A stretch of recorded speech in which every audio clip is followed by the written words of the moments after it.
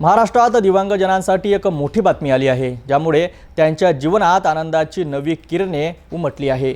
महाराष्ट्र सरकारने अपंग नागरिकांचा मासिक भत्ता 1500 वरून आता 2500 पर्यंत वाढवण्याचा ऐतिहासिक निर्णय घेतला आहे।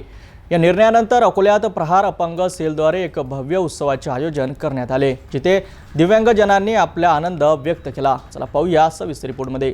महाराष्ट्र सरकारच्या या निर्णयाने दिव्यांग समाजात प्रचंड उत्साह भरला आहे।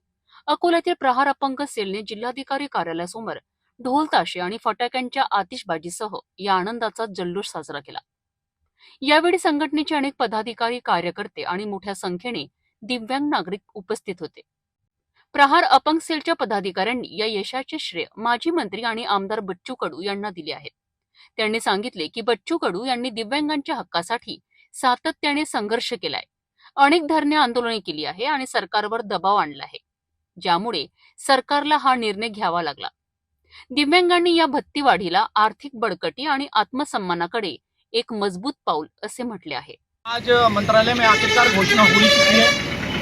दिव्यांगों की जो पगार है वो 1500 से 2500 रुपये आ पहुँची है। बच्चों ने मोजरी में के अंदर जब अन्न त्याग किया और पद यात्रा की, भावने दिव्यांगों के विषय के ऊपर लेकर भावने बोले थे कि दिव्यांगों की पगार 6000 रुपये होना चाहिए, पर सरकार ने 2500 रुपये लाके पहुँची। तो भावने जो आंदोलन किए थे ये दिव्यांगों के हित के लिए किए थे, दिव्यांगों के लिए किए थे, और आज उसका फल करके हमारे को 2500 रुपये पगार मिलने वाली है।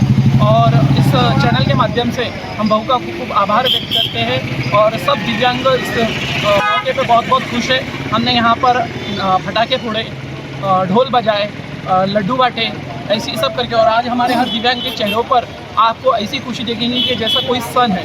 और हम सभी दिव्यांग बहुत खुश है और भाऊ का खूब आभार व्यक्त करते हैं और भाऊ का हम हमेशा ऋणी रहेंगे। निश्चितच महाराष्ट्र सरकारने हे पाऊल दिव्यांगजनांच्या जीवनात सकारात्मक बदल घडवेल।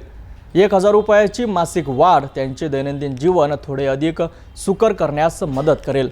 प्रहार अपंग सेल आणि बच्चू कडू यांच्या संघर्षाला खरोखरच यश आले आहे आणि हे दर्शवते की सामूहिक प्रयत्नातून मोठे बदल घडविता येतात। आशा आहे की भविष्यात दिव्यांगांसाठी आणखी चांगल्या योजना आणल्या जातील।